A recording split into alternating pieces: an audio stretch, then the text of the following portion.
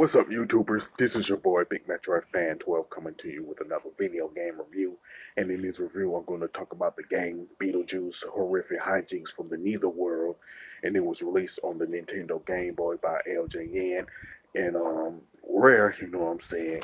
And of course, Rare, LJN rather, has a pretty notorious reputation of making a lot of games that are straight up turd fest and all that, you know what I'm saying. But I'll get to that later.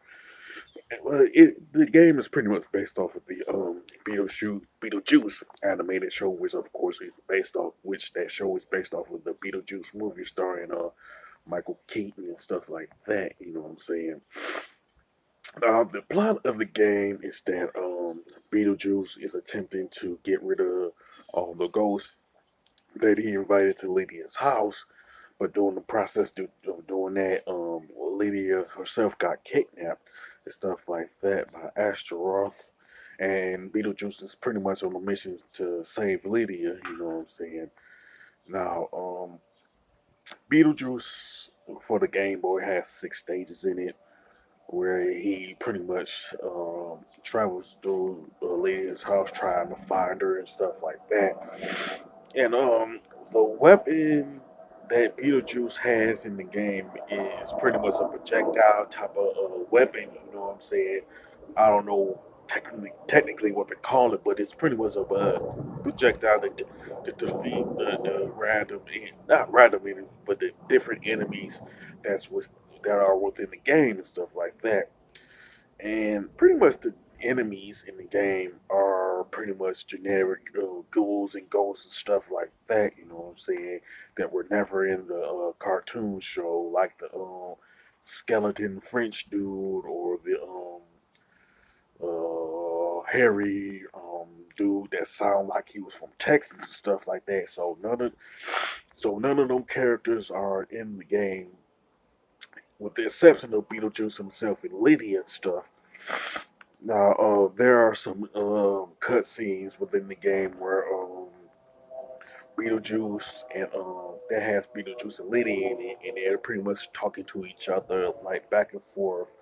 And in the cutscenes, pretty much like Lydia will give Beetlejuice some advice on something, and or she'll warn him about certain hazards or items that you need to use within a certain section of the game in one of the stages and stuff. Now, the game itself is hard, but it's not hard like some of the other Game Boy titles like Contra Alien Wars or Castlevania 2 Belmont's Revenge and stuff like that. But it's pretty tough, you know.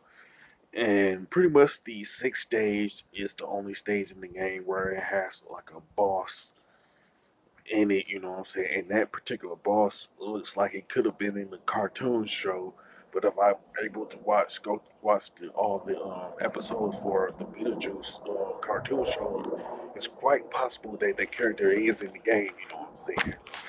Now, the graphics and design for Beetlejuice horrific hijinks from the Netherworld are actually quite good. It's like better than any other LJ game that I've played. Like back in the day, say X-Men, Back to the Future, or NFL Football on the NES. You know what I'm saying? It's way better than those three games for sure. You know what I'm saying? And the design for Beetlejuice and Lydia in the game, when it comes to the cutscenes, pretty much match that design in the cartoon show, which is quite faithful in my opinion. You know what I'm saying? Now the controls and gameplay are pretty decent, but not necessarily impressive and all that. You know what I'm saying?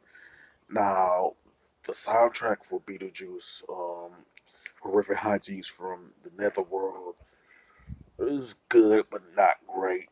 If you want a better soundtrack from an LJN game, I would say you will get it from Alien 3 for the NES for sure. You know what I'm saying? Even though that particular that particular game is flawed, you know what I'm saying?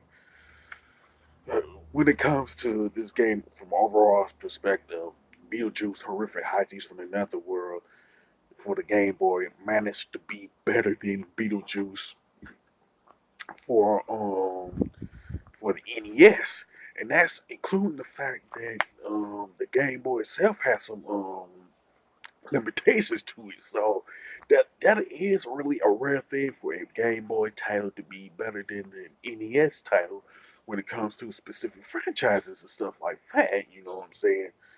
And this particular game is more faithful to the source material when it comes to the cartoon show than Beetlejuice is on the NES when it comes to the movie and stuff. You know what I'm saying? Now, Beetlejuice Horrific Hijinks from Another World for the Game Boy is quite possibly the best LJN game ever made, and yeah, like being very serious right now. You know what I'm saying? And that's really saying a lot when you consider the fact that a lot of the LJN games, where you talk about the ones on the NES, Genesis, Game Boy, whatever the case, were either like just straight up turd fest or just straight up mediocre. You know what I'm saying? Now, I would recommend it for Beetlejuice, the horrific hijinks from the Netherworld, to anybody that's interested.